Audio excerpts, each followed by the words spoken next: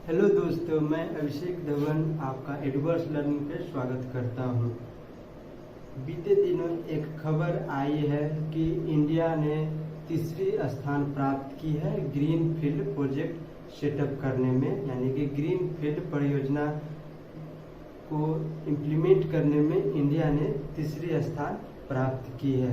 आइए समझते हैं क्या है ग्रीन फील्ड प्रोजेक्ट और क्या है भारत के लिए इसके मायने। पहले समझते हैं यह रिपोर्ट कौन से ऑर्गेनाइजेशन पब्लिश करती है। यह रिपोर्ट यूएन के एक बड़ी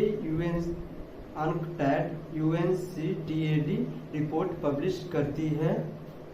United nation conference of trade and development इन्होंने वार्षिक वर्ल्ड इकोनॉमिक रिपोर्ट 2023 जारी की है, जिसमें यह बताया गया है कि भारत ने तीसरी स्थान प्राप्त की है ग्रीन फील्ड प्रोजेक्ट में। इसके समक्ष भारत ने ये जानकारी दी है कि बीते वर्ष 2022 में भारत ने 1008 ग्रीनफील्ड प्रोजेक्ट को सेटअप किया है। 2022 में 1008 प्रोजेक्ट को। आइए समझते हैं ग्रीन फील्ड प्रोजेक्ट आखिर होता क्या है। ग्रीन फील्ड प्रोजेक्ट एक ऐसा प्रोजेक्ट है जो एक बूट स्ट्रैप प्रोजेक्ट है, जो एक स्क्रैच से स्टार्टेड प्रोजेक्ट है। जैसे कि हमारे आसपास जो वेस्टलैंड है, अनयूज्ड लैंड है, पड़ा हुआ है, उस पे एक बिगिनिंग से, एक शुरुआत से अगर कोई प्रोजेक्ट का सेटअप होता है, कोई इंडस्ट्री सेटअप होता है, कोई मैन्युफैक्चरिंग यूनिट सेटअप होता है, वैसे प्रोजेक्ट को हम ग्रीनफील्ड प्रोजेक्ट कहते हैं। जैसे एग्जाम्पल के लिए समझ सकते हैं, जैसे राजस्थान में इतने डिजर्ट एरिया में इतने वेस्टलैंड पड़े हुए हैं, अगर वहाँ पे फ्रॉम स्क्रैच कोई फैक्ट्री सेटअप होता है, कोई मैन्युफैक्चरिंग यूनिट सेटअप होता है, तो वैसे प्रोजेक्ट को हम ग्रीनफील्ड प्रोजेक्ट कहेंगे। ग्रीनफील्ड प्रोजेक्ट के अलावा एक और प्रोजेक्ट होता है जिसको हम समझते हैं ब्राउनफील्ड प्रोजेक्ट। ये ब्राउनफील्ड प्रोजेक्ट होता है जहाँ पे existing factory, existing manufacturing unit जो है, जो वैकेंट है, अर्लियर एग्जिस्ट करता था, वहाँ पे कोई सेटअप पहले एग्जिस्ट करता था लेकिन अभी वो इन ऑपरेशनल है, वैकेंट है। जैसे कि हमारे आसपास में आपने देखा होगा BSNL फैक्ट्रीज है अर्लियर, और शुगर मिल्स, ये सब पड़ा हुआ है। अगर उसके जगह पे, उसी यूनिट पे कोई नया सेटअप लगाया जाए, उसी यूनिट, उसी लैंड पे कोई नया सेटअप लगाया जाए, ये ब्राउनफील्ड की कैटेगरी में आता है। हमारे जीतो जागता उदाहरण है NMP, नेशनल मोनेटाइजेशन पाइपलाइन, जो भारत सरकार ने शुरू की थी।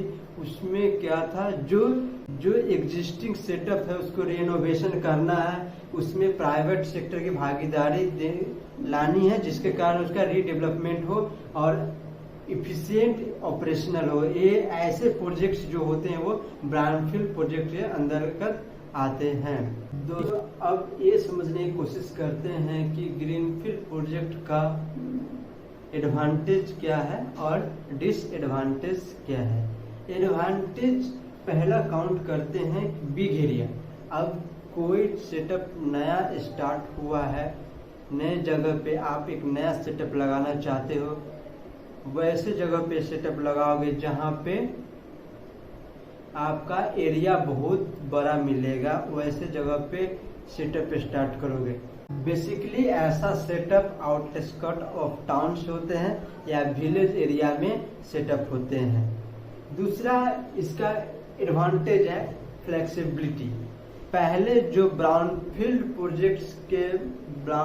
प्रोजेक्ट्स जहाँ पे यूज लगते हैं, जहाँ पे वर्क करते हैं, वैसे सेटअप क्या है, वो एक ओल्ड सेटअप है। ओल्ड सेटअप में हमारा करेंट नीड फुलफिल हो सकता है लेकिन फ्यूचर नीड फुलफिल नहीं हो सकता है। लेकिन यही जो ग्रीन फील्ड प्रोजेक्ट्स का जो सेटअप है वो फ्लेक्सिबिलिटी ये देता है कि हम एक ऐसा डिजाइन कर सकें कि वो करेंट नीड को भी सेटिस्फाई करे और फ्यूचर नीड को भी वो सेटिस्फाई कर सकता है।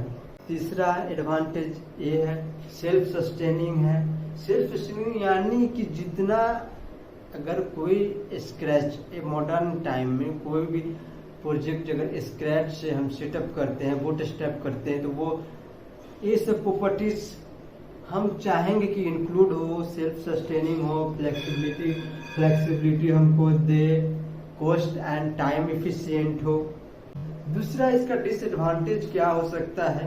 पहला डिसएडवांटेज तो ये है कि जो आउटस्कर्ट्स एरिया है, विलेज के एरिया है, टाउन्स के एरिया है, वो ग्रीनरी के लिए बहुत फेमस है। तो पहला जो इसका डिसएडवांटेज होगा वो हार्मफुल इफेक्ट ऑन नेचर होगा।